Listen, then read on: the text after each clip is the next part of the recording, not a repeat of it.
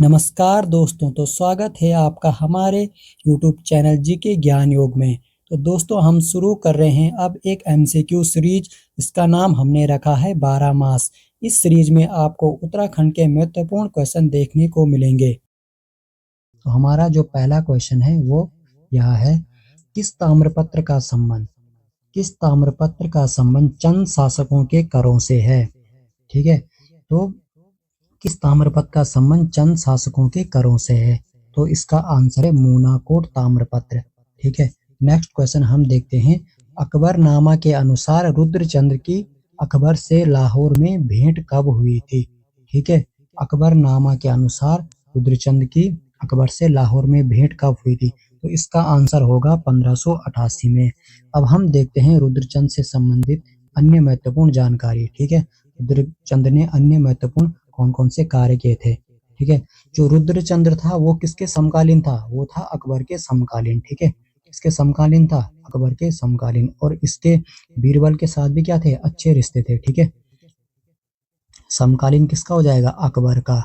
ठीक है, तो जब यह अकबर से मिलने जाता है तो यह अकबर के लिए कुछ भेंट लेकर जाता है। ठीक है, तो यह अकबर के लिए जैसे कि तिब्बती याग लेके जाता है। ठीक है, तिब्बती याग इसको भेंट करता है। ठीक है, और क्या क्या करता है, कस्तूरी। ठीक है, कस्तूरी हिरन। ठीक है, कस्तूरी हिरन की खाल। ठीक है, कस्तूरी हिरन की खाल किसको भेंट करता है, अकबर को भेंट करता है। ठीक है, और अकबर ने क्या किया था, अकबर ने रुद्रचंद को क्या किया था, अकबर ने रुद्रचंद को 84 माल परगना। ठीक है, इसने क्या किया था, 84 माल परगना। ठीक है, 84 माल परगना का फरमान दिया था। ठीक है, माल परगना का फरमान दिया था। ठीक है, अब रुद्रचंद के हम अन्य कार्य देखते हैं। रुद्रचंद ने और क्या किया था, रुद्रचंद ने एक तो क्या किया था, चौथानी ब्राह्मणों की नियुक्ति की थी। ठीक है, चौथानी ब्राह्मण की नियुक्ति कौन करेगा, रुद्रचंद। ठीक है, और इसने क्या किया था, ओली ब्राह्मणों की भी नियुक्ति की थी। ठीक है, ओली ब्राह्मणों की। ठीक है, जो ये ओली ब्राह्मण होते थे ये क्या करते थे, ओले पड़ने पर लोगों को क्या करते थे, सतर्क करते थे। ठीक है, ओली ब्राह्मण।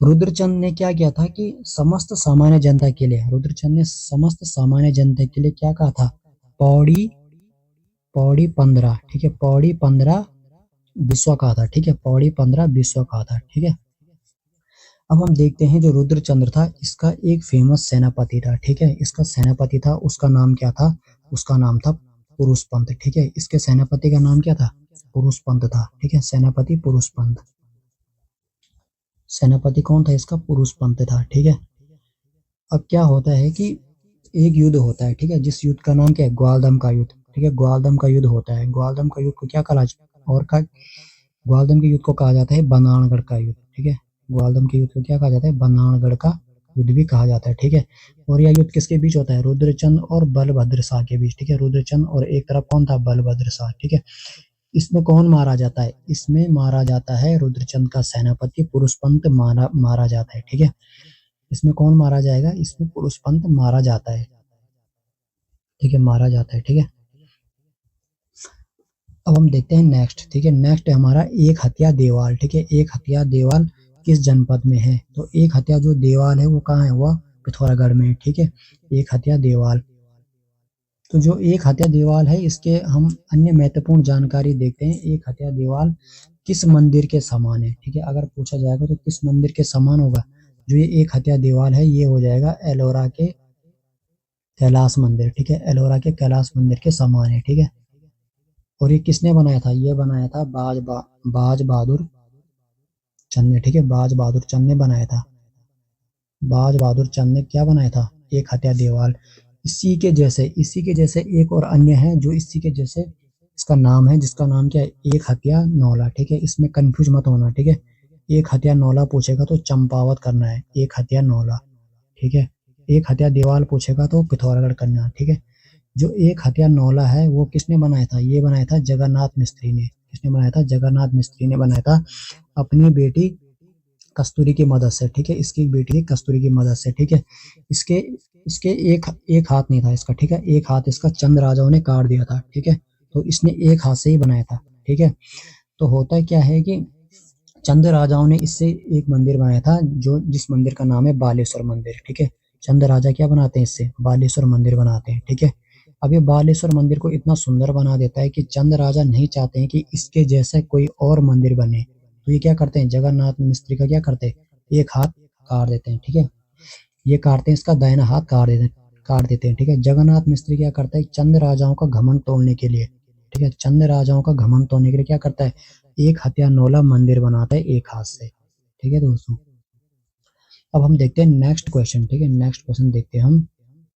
चंदकालीन घराटों पर लगने वाला कर था। ठीक है, चंदकालीन घराटों पर लगने वाला जो कर था उसका नाम था भाग कर। ठीक है, घराटों पर लगने वाला कर कौन सा होगा, भाग कर। ठीक है, अब हम थोड़ा देखते हैं जरा चौबदार कर के बारे में। ठीक है, चौबदार कर क्या होता था, जो चौबदार कर होता था वो था राजा की निजी, ठीक है, राजा की जो निजी वस्तुएं होती थी। ठीक है, राजा की निजी वस्तुएं। ठीक है, जैसे कि क्या हो गया, जैसे हो गया तलवार। ठीक है, जैसे तलवार हो गया, ढाल हो गया। ठीक है, तलवार ढाल, ठीक है, तलवार ढाल, इनको जो ढोने वाले होंगे, ठीक है, इनको जो ढोने वाले हेतु लिया जाने वाला कर था। ठीक है, उसको क्या बोलते हैं, चौबदार कर। ठीक है, इसके बाद नेक्स्ट हम देखते हैं मिजारी कर। ठीक है, मिजारी कर कैसा कर था, मिजारी जो कर था वो था कामगारों से लिया जाने वाला कर। ठीक है, ये कैसा कर था, कामगारों से। ठीक है, अब बुनकरों से कौन सा कर लिया था, बुनकरों से लिया था टांड कर। ठीक है, टांड कर किसे लिया था, बुनकरों से। ठीक है, ठीक है, अब हम देखते हैं नेक्स्ट क्वेश्चन। ठीक है, मोना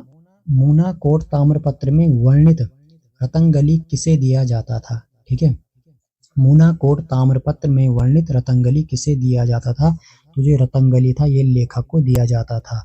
नेक्स्ट क्वेश्चन हम देखते हैं, भूमि मापन इकाई नाली शब्द का प्रयोग सर्वप्रथम मिलता है। ठीक है, जो भूमि मापन इकाई नाली शब्द का प्रयोग है सर्वप्रथम किसमें मिलता है, यह मिलता है तमिल साहित्य में। ठीक है, नेक्स्ट क्वेश्चन हम देखते हैं, ढोल सागर वह संगीत विद्या है जो ढोल से संबंधित है, में ढोल वादन की कितनी प्रमुख शैली की बात की गई है, तो जो इसमें जो ढोल शैली की जो बात की है वो कितनी कितनी की गई है, वो की गई 4 शैली की बात की है। ठीक है, जो ढोल हमारा है वो क्या हमारा, वो हमारा क्या है, राज के वाद्य यंत्र है। ठीक है, राज के वाद्य यंत्र, और इसको राज के वाद्य यंत्र कब घोषित किया गया, 2015 में।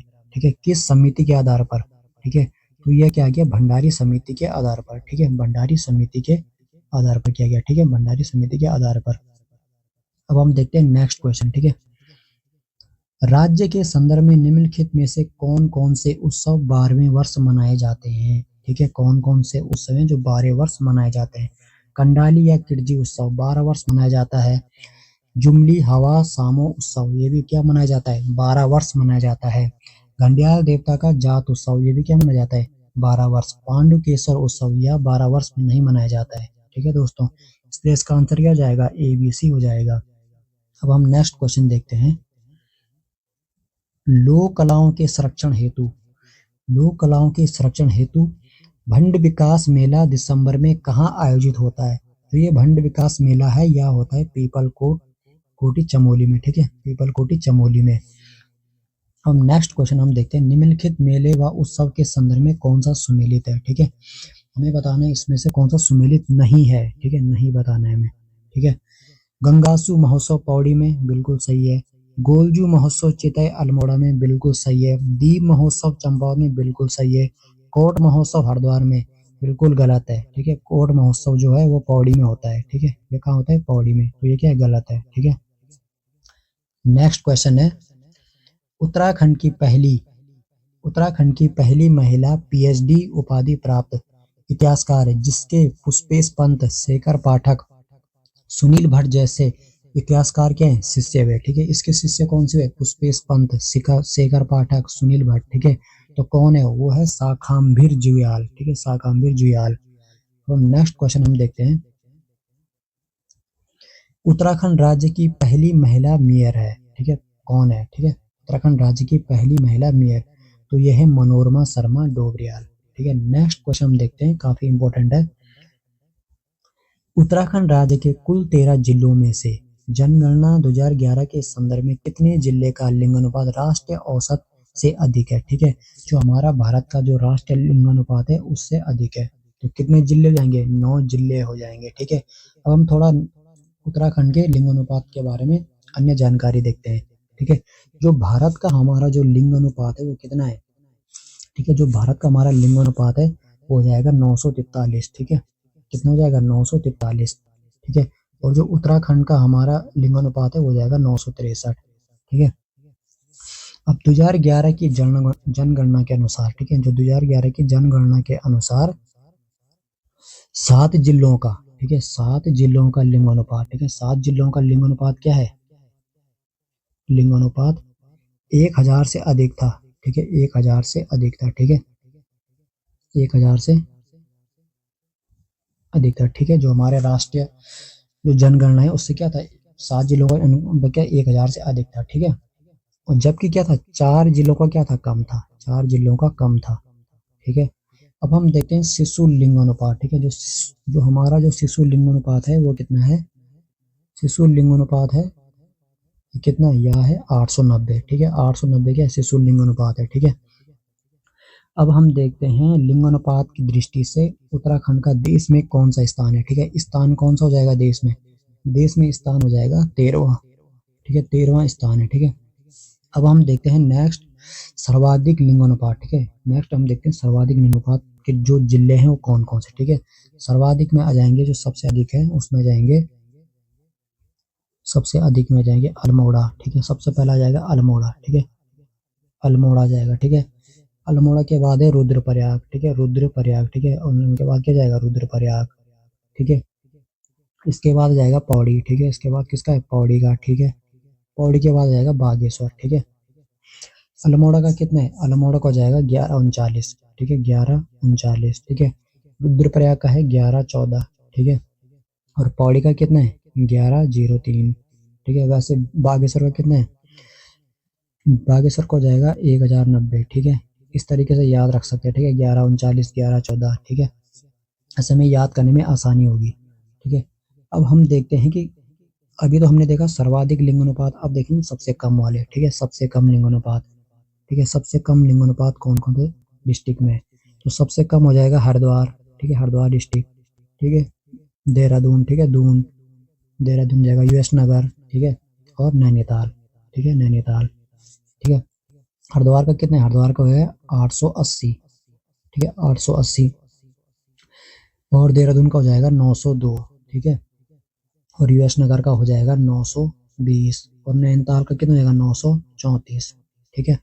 और जो ये डिस्ट्रिक्ट है हरिद्वार, देहरादून, यूएस नगर, नैनीताल, यही जो सीरीज है ना ये डिस्ट्रिक्ट वाली, हरिद्वार, दून और यूएस नगर और नैनीताल, ये क्या हो जाएंगे हमारे, यही हमारे क्या हो जाएंगे, जो हमारे जनसंख्या वाले जो जिले हैं सर्वाधिक जनसंख्या वाले वो यही हैं, हरिद्वार, दून और यूएस नगर और नैनीताल, ठीक है। और कम क्या हो जाएंगे ये, ठीक है, कम लिंगानुपात वाले डिस्ट्रिक्ट हो जाएंगे, ठीक है, ये याद रख लेना, ठीक है। अब हम देखते हैं नेक्स्ट क्वेश्चन। नेक्स्ट क्वेश्चन है 2011 की जनगणना के अनुसार उत्तराखंड राज्य के किस जिले का लिंगानुपात राष्ट्रीय लिंगानुपात से कम है, तो हो जाएगा यूएस नगर, उधम सिंह नगर, ठीक है। अब हम देखते हैं नेक्स्ट क्वेश्चन। जनगणना 2011 के संदर्भ में उत्तराखंड राज्य के सबसे कम जनसंख्या घनत्व वाले 4 जिले बढ़ते क्रम में, ठीक है, 4 जिले कौन से बढ़ते क्रम में, ये हो जाएंगे उत्तरकाशी, चमोली, पिथौरागढ़ व बागेश्वर, ठीक है, यानी कि सबसे कम, ठीक है। अब हम देखते हैं जन घनत्व में, ठीक है, जो जन घनत्व के बारे में हम देखते हैं, ठीक है। जो हमारा जन घनत्व है वो 2011 के अनुसार कितना है, 2011 के अनुसार जो हमारा जन घनत्व है वो है 189, ठीक है, 189 प्रति वर्ग किलोमीटर, ठीक है। और इसका उत्तराखंड में, ठीक है, उत्तराखंड का देश में स्थान क्या है जनघनत्व में, ठीक है, जनघनत्व में स्थान हो जाएगा 25वां, ठीक है, कौन सा हो जाएगा 25वां स्थान हो जाएगा, ठीक है।